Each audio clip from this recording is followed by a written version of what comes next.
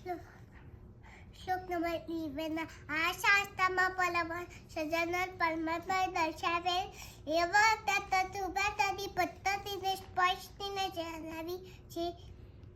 શ્લોક નંબર 12 પુરુષોત્તમ શિવ સર્વશસ્ત્રના અધિકારી છે, સર્વ શુક્રાધિકારી છે, બ્રહ્મ વિદ્યાના અધિકારી છે. શ્લોક નંબર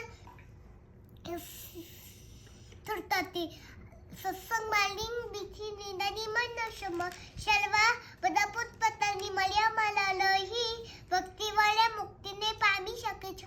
શ્લોક નંબર 14 સારા વાલા સર્વસ્તીઓ તથા પુરુષો સદાય સત્સંગ બ્રહ્મ વિદ્યાને મોક્ષના અધિકારી છે. વનનંદ દળે ક્યારે નિરયી મનુષ્યમાં સર્વાઈ જતા પલાનું માન ધરીને પરમેશ્વર સેવા કરવી. જાતિ કોઈ નથી, કોઈ મહાન નથી અને પણ ન્યૂન પણ નથી. તેના જતે લઈને કદાચ ન કરો. સુખે સત્સંગ કરો. શ્લોક નંબર 17 ગૃહસ્થ તથા ત્યાગી સર્વે મોક્ષના અધિકારી છે.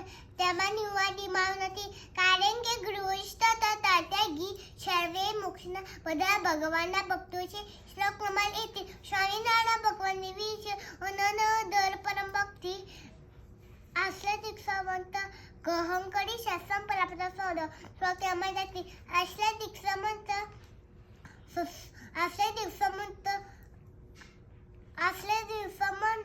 આ પ્રમાણે છે. તનુષ્મી પોમાગવામોષ્મી નિર્ભય સુખી અક્ષયોગના સ્વામિનારાયણના શ્રાયથા. શ્લોક નંબર 20 મુમુક્ષ પોતાના આત્માની મુક્તિમાંથી સજાના સપ્રમ શરૂ કે ગુલાથી પ્રીતિ કરીને આ શ્લોક કરે.